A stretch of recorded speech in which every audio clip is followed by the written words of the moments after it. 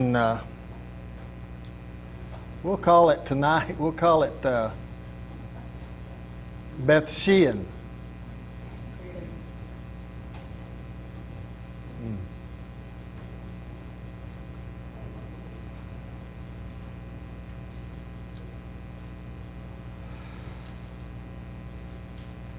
We've started with a sunrise several nights coming through here. They're so special. They're special here if we give them an opportunity to be.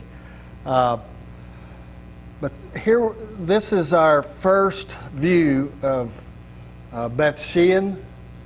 I want you, if you will, turn in your Bibles to 1 Samuel chapter 31. 1 Samuel chapter 31. Now we have read this probably 3 weeks ago. But we're going to read verses 1 through 10 as we get started here, and hopefully we'll make a tie and you can see why, and then we'll go on. I've got about 21 pictures here of Beth Shean, an amazing place as far as the archaeological discovery, and it was a very popular, a very modern city for this time. If you will, read along with me in chapter 31. It says, "Now the Philistines fought against Israel, and the men of Israel fled before the Philistines and fell slain on Mount Gilboa." You remember when we were in the Jezreel Valley and you could see Mount Gilboa in the background, and then we said they actually carried, this is where Saul and his sons were killed, and they actually carried them across the mountain range there and hung their bodies up on the wall at Beth Shean. Okay?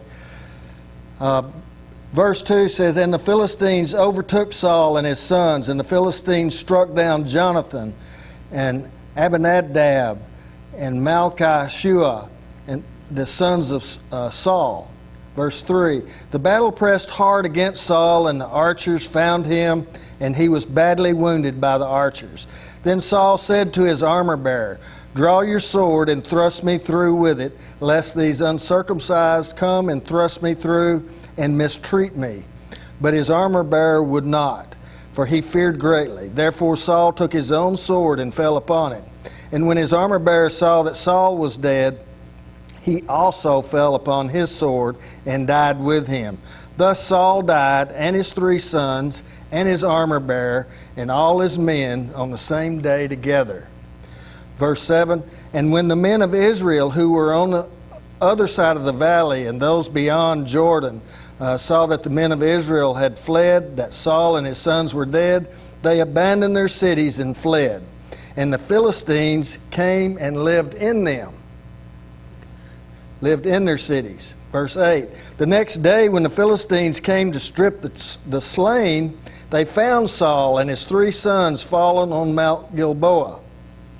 So they cut off his head and stripped off his armor and sent messengers throughout the land of the Philistines to carry the good news to the house of their idols and to the people.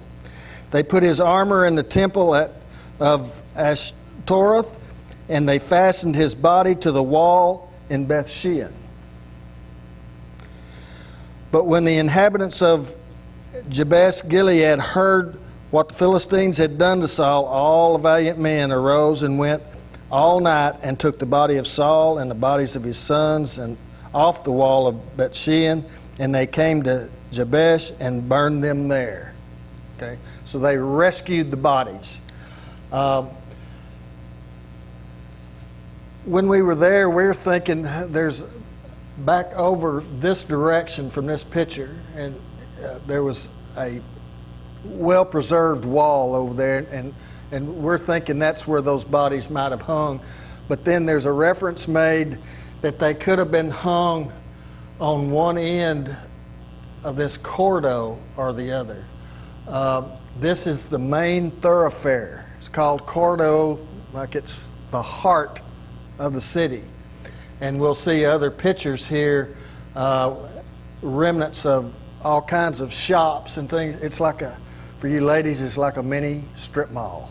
Okay, this was shops all up and down the sides here. Bethshean was a very important place. The Jezreel Valley and Harod Valley ran east. That was an east and west coverage thoroughfare. And then, of course, the Jordan River Valley was north and south to allow people to travel through there. Now, when we look at what peoples lived there, story goes, this has been available for archaeological digs years and years and years.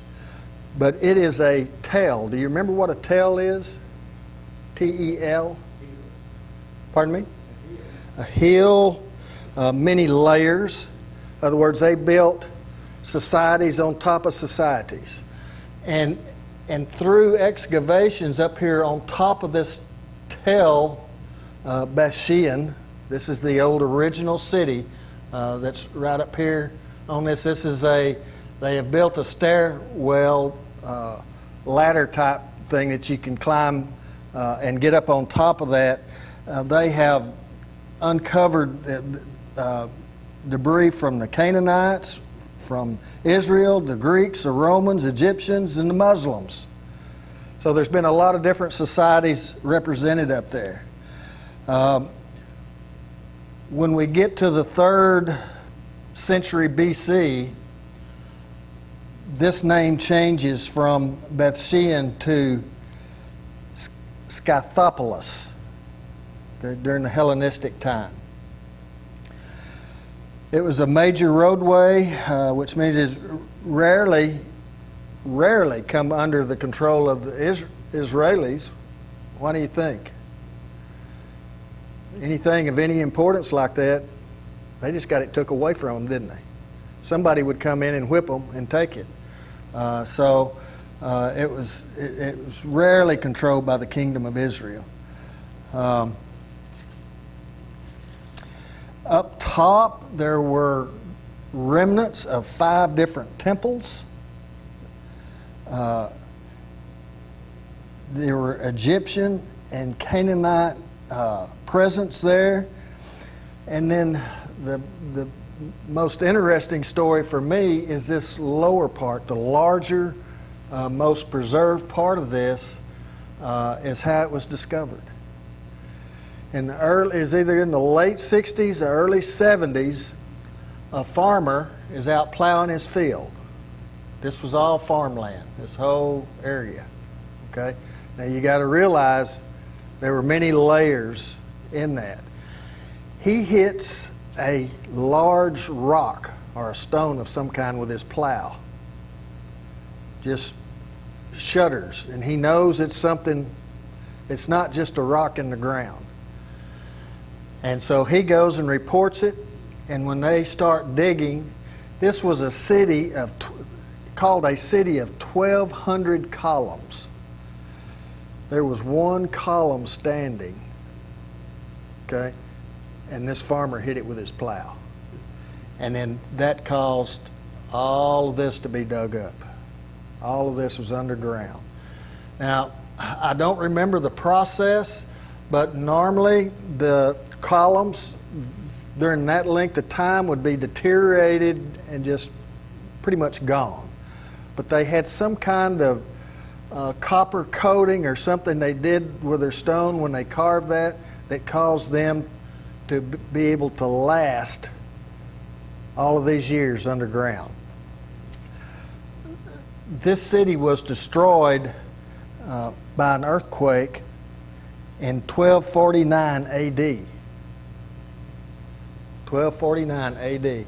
And when we go through these pictures, I want you to notice the columns that are still laying down. And they tried to resurrect the Cardo here, but there's a lot of columns still laying down. They all fell the same way. So you know which, the direction of the earthquake probably rumbled across this way because all of the columns fell with the tops facing that direction. Just a very interesting place. The lower cities, it had 2 large bathhouses, public toilets, theaters, a public market, public fountain, all kinds of shops. Now this was another interesting thing. This was one of the Decapolis cities. Remember, we talked about that last week, being 10 cities. This is the only one. It's the largest one, but it's the only one that's west of the Jordan. The rest of them are on the east side of the Jordan, which, of course, we didn't get to see any of them. But they were 10 Greek cities. And again, it was destroyed by earthquake in 749. And we're just going to roll through. As you walk down, we're going to see one of the bathhouses over here. Of course, you can see storage bins. This place will be loaded with them. Aquifers were carrying water under the floors. You can see all of the carvings and stuff that were probably on top of columns. Here's a row of columns in a bathhouse. There is the tiles are there everywhere. Mikvahs. Remember what a mikvah is? A ceremonial bath pool. One of the bathhouses, they actually had steam. This is a subfloor in a bathhouse. The floor was built on top of these pods, whatever, had hot water and steam that ran through these bathhouses. I can show you here in a little bit where they actually had some signs to tell there were so many. It was like a what do you call them? Not a sauna, but a spa, a health spa, where you go warm water, hot water, as hot as you can stand it water, and then your final deal is cold water to close the pores. These bathhouses were set up that intricate. And of course, this is a ceremonial mikvah here. You can look down those columns. These large tiles here, they were like 3 foot by 2 foot. They were original in these shops. They were designed where you could actually see the floor different out here, where they'd have a front of the shop, and then they'd have storage areas in the back. The original stones.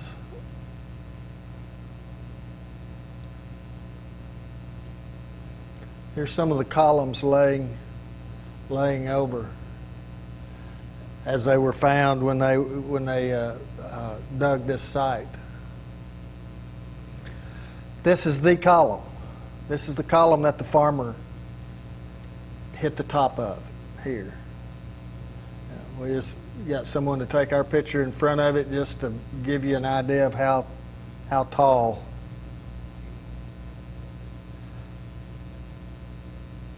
That's amazing to think about that column and how much earth they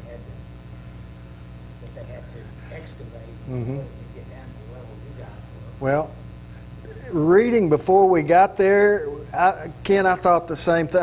Again, Jim, I start thinking about logistics. How did they do that? What did they do with everything that they took out of there? And I'm going, well, this big mound that's in behind Bethshean here is probably that pile of dirt that they dug out of there. No, it was there first. It was the original city up on top of that mound. Remember, high places, and when I'm up there right now taking this picture, but I'll show you where they, on the corners where they had some fortification walls and places to defend that mound. In the background, and you'll be able to see it, is the modern day city that's kind of taken its place for it to still exist. It is called Beisan, Beisan. And you stop and think about Bethsean. You know, the name has just kind of changed and floated through the years, but it is the modern day for Bethshean. Here's just on the corner, on the top of that mound, you can see the remnants of fortification there. The level of that city there that we're looking at here, about what time period was that? The mound or all the columns. All the columns. All the columns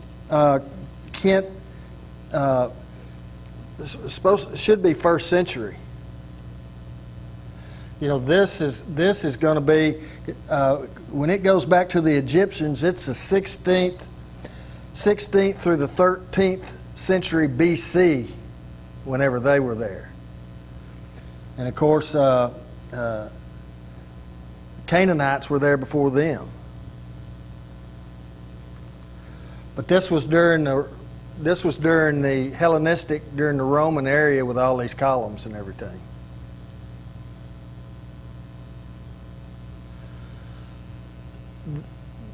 This is on top, and you can see the city, modern day city, back here in the background.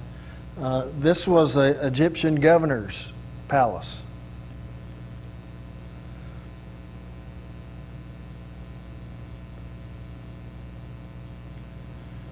Here's another picture looking down on it to see how the city's laid out. You see over here in the background, we'll get to it and see a picture of it here in a moment, but the Colosseum.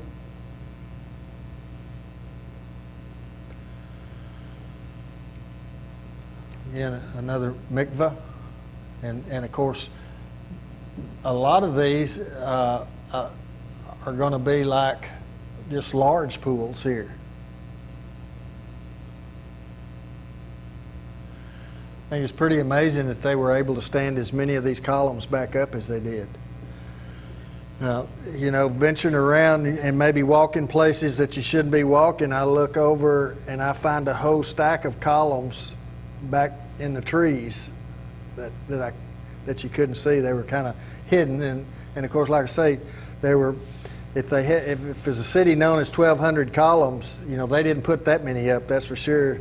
So there's probably columns and pieces of columns stacked and buried in a lot of places around there. I guess.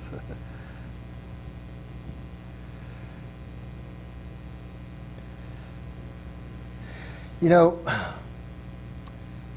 I hate to back up. You remember when I was showing you the fortification when we were up on top? That was looking back to the north, and I made a note here that was Harod Valley. It's where a couple of lessons ago we talked about Gideon, where Gideon reduced his forces. You know, he didn't think he had enough men, but he kept having to reduce them and got down to how many? Anybody remember? Yeah, 300.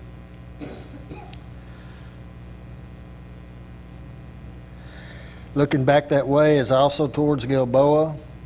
You can see Mount Gilboa, Jezreel. You can see under here, some of these are storage bins, some of them are aquifers to handle all the water that they use. Can anybody tell me what this is? This is a public toilet. Yeah.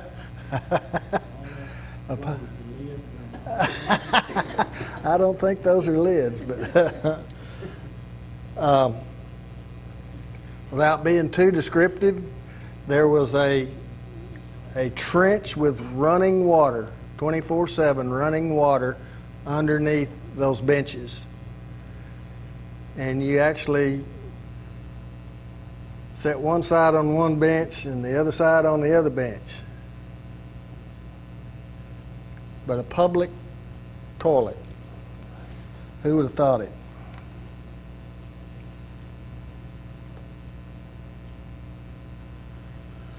Again, some of the structures, round structures, and you can certainly see same type of stonework that we saw down the Cardo. I want you, as we go on with this, I want you to look, because you can see a distinct difference in stone types in different places. A lot of these places we go to where they will reconstruct somewhat, they will leave or take the mortar and make it a different color, so you will always know what was original, that they did not disturb and have to rebuild, and then what was added on to. So,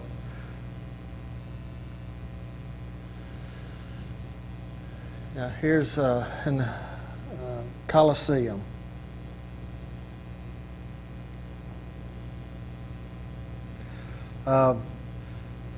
Beautiful place. Back behind here, I never did see or read how many people this would hold, how many people it would seat, but I know they were large, and then you've got all kinds of storage and things going on. This is the back wall I was talking about earlier that was there and intact and in good shape.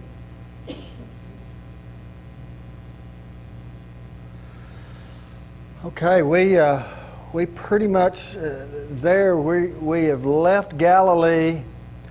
We're going to go through. I just lost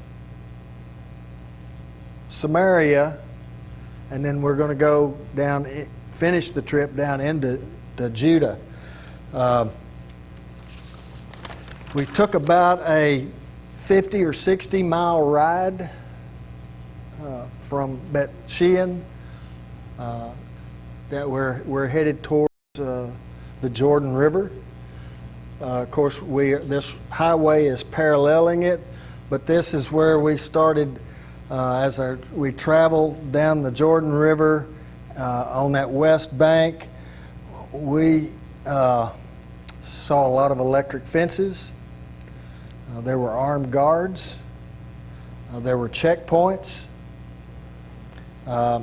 If you remember, in Israel, male and female, when they're 18 years old, they commit to the army. They commit to the service. Females 2 years, males 3 years, and if you want to make a career of it, it's 45 years to be a career person. You all for that, Tim? Yeah. But yeah, we saw. This is where we started seeing the Bedouin herders, the young boys, young men. We started seeing more goats and sheep and camels as we go down through there.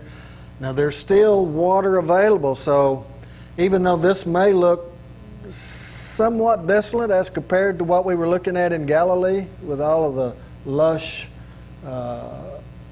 orchards and vineyards and gardens, there's still some green here, a lot of grass, but that's going to disappear here pretty quick. Took a picture of this, just a military look to it, and it was close to a checkpoint, so I'm assuming that possibly that's exactly what it was. You can still see the tower here. Do you remember what these towers are for? See the speakers, megaphones, that was their call to prayer.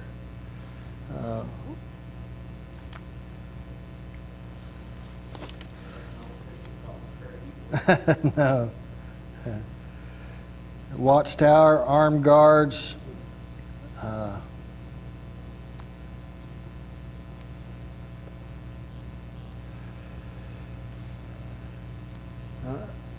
want you to call back and remember, this is the Jordan River.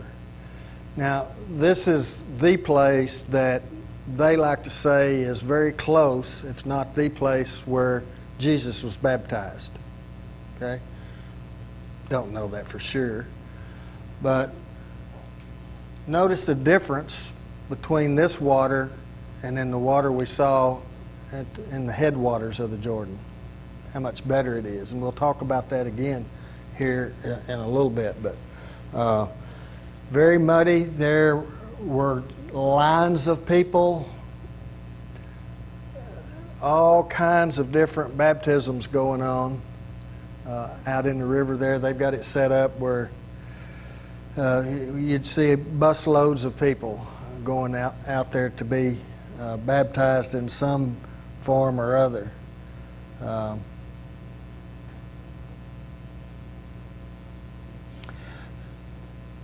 Right across, you can barely see, right there is a pier that very much looks like this. It's right on the other side, and just on the other side of this Jordan River, and to me, Marcia, didn't you think? I think the water is up at this point. It's normally not this high because you can see some of their piers, porches, whatever you want to call them, are underwater. So it should be even narrow. But the other side is Jordan, and you can't see him. But right back up here, there's a young man sitting there with an AK-47 in his uniform, and he's watching all of this. There was a large number of people back over here, or straight across from him, going through their. You'd see some people were baptizing themselves. You'd see anywhere from just falling in the water, coming up to. There was one group over there that they had to go down 3 times. So, you know, there are all kinds of different things going on. The Jordan border was established in 1922.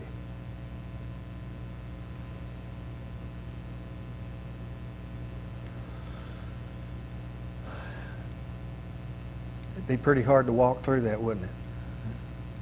Very brushy, thick on both sides of the river. As we leave here, we see the date palms. They're set up like we might have an orchard set up, a pecan grove, anything like that. These are our date palms. You know, I mentioned the Bedouins a little while ago, the sheep herders, and we'll talk about them again here in just a little bit. But originally they were very nomadic. They traveled with tents. It didn't take them very long. When they grazed a place down, they would pick up everything they owned, and they could move very quick. But now they've started building little huts and shacks and things. It looks like they out of salvaged material and things. When we went down the highway, I think we've got some pictures in the book of some of those Bedouin communities on the side of the highway there that you can see how they're living today.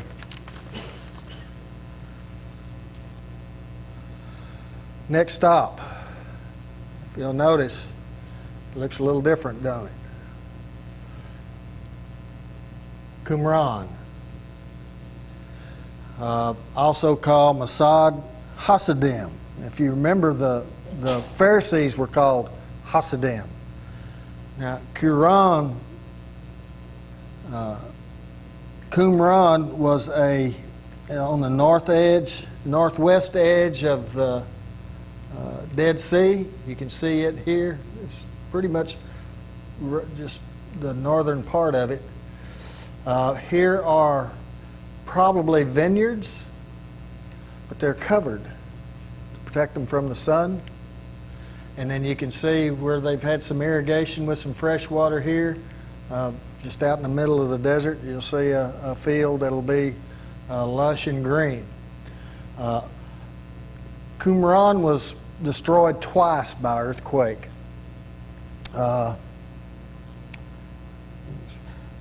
31 BC and 68 AD was destroyed twice, rebuilt and destroyed the second time.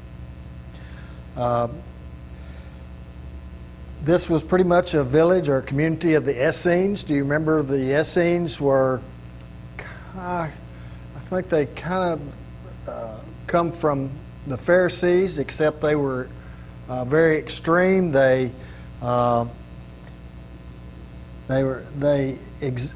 existed during the time of Christ. They had a communal existence where all of them put everything they had together, and everybody was equal, and they all lived with each other in this commune. They shunned marriage. Before they left to come down here, they would not worship in the temple because they thought it had been unclean, tainted. They withdrew from others for the same reason. They had to cleanse before they did anything. So they took many cleansing. There were many cleansing pools or mikvahs in this area. If you remember, they're associated with the Dead Sea Scrolls, and we'll see a picture here in just a moment. The Dead Sea Scrolls. One of these little Bedouin shepherds looking for a lost goat thought he heard something up in one of these. That's a cistern there to hold water. Up in one of these caves, he thought he heard something. So he goes up there to see if it's his goat. And of course, he finds these hides rolled up with all of this paper material with writing on them. This was in 1947.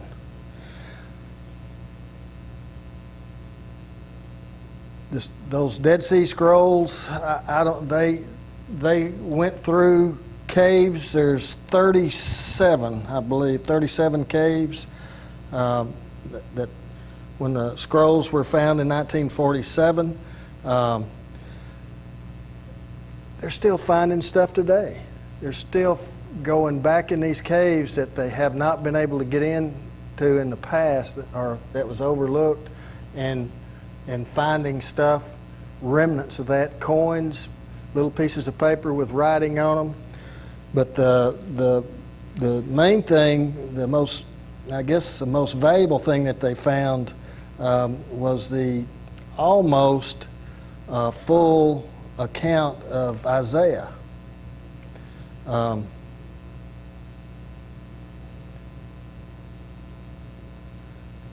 Let's see. This is a potter's kiln and workshop here. And just Jordan wilderness, Judean wilderness. We read last week or the week before in Matthew chapter 4, verses 1 through 11, where Jesus was tempted.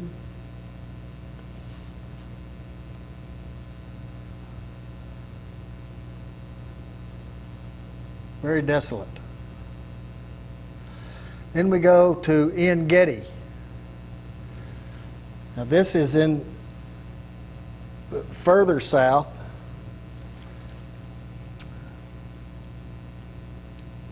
Right down here on the Dead Sea. Qumran is up here, top of the Dead Sea. And when we go down this far, we just came up on a canyon, and it started turning green. And so the further you go, it gets more lush, more green. And when we finally topped out in it, it's like a semi-rainforest or something. But there are actually 2 waterfalls there. En Gedi means place of the young goat. And this is ibex goats and We took pictures here, and then in several other places. They would be on the side of these hills, mountains. An oasis in the desert, sweet water, fresh water right there that's going to the Dead Sea, what the desert does not use up. It's about 35 miles southeast of Jerusalem. The springs of En Gedi are full. It means they run all of the time. There's 2 waterfalls, and the vegetation is semi-tropical in the desert. 1 Samuel 23, verse 29. 1 Samuel 23, verse 29.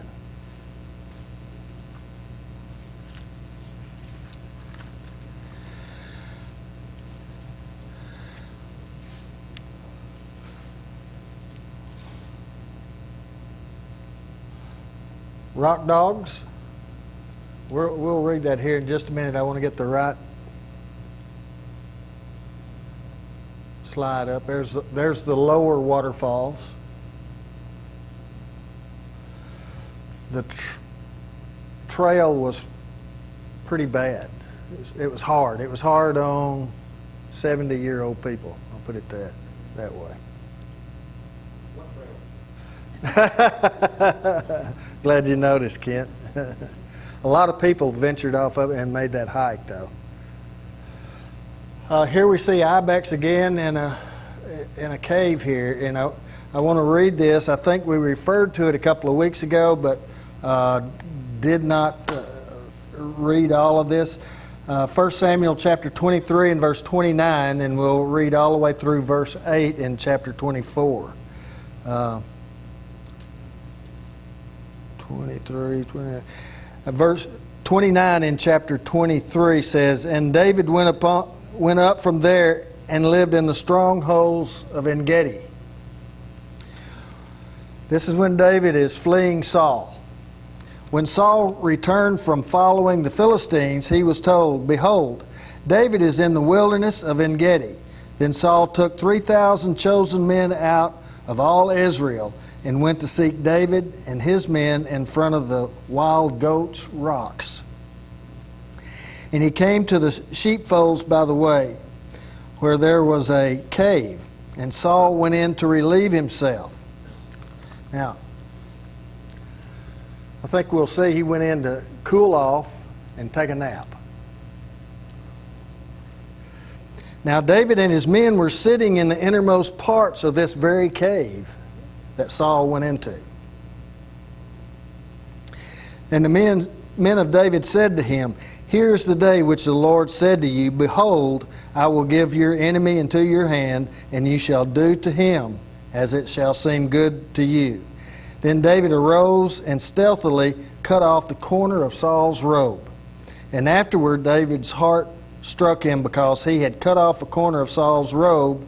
He said to his men, "The Lord forbid that I should do this thing to my Lord, the Lord's anointed, to put out my hand against him, seeing he is the Lord's anointed."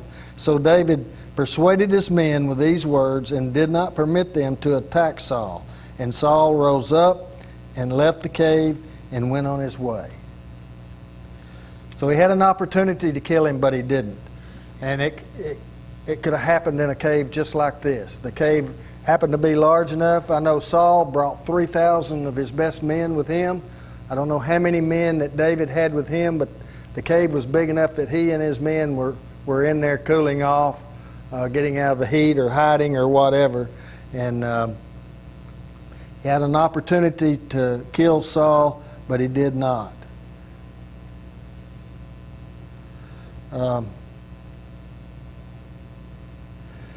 The last pick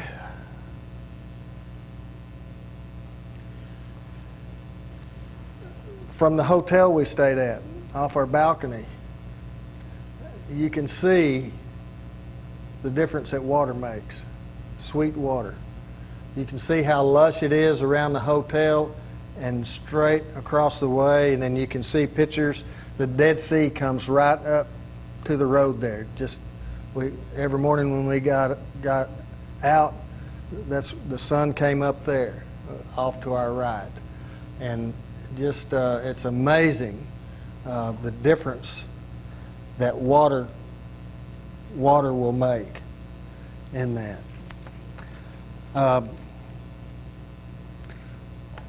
Marcia, was there anything? Did I leave anything out? Kind of rushed through.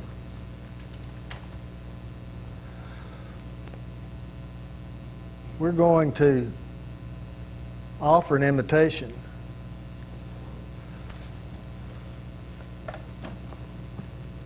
In 2 Kings chapter 5, verses 10 through 14. 2 Kings chapter 5, verses 10 through 14. It says, "And Elisha sent a messenger to him, saying, Go and wash in the Jordan 7 times, and your flesh shall be restored, and ye shall be clean. But Naaman was angry and went away, saying, Behold, I thought that he would surely come out to me and stand and call upon the name of the Lord his God and wave his hand over the place and cure the leper. Are not Abana and Pharpar, the rivers of Damascus, better than all of the waters of Israel? Could I not wash in them and be clean? So he turned and went away in a rage. But his servants came near and said, My father, it is a great word that the prophet has spoken to you. Will you not do it? Has he actually said to you, Wash and be clean? So he went down and dipped himself 7 times in the Jordan, according to the word of the man of God, and his flesh was restored like the flesh of a little child, and he was clean."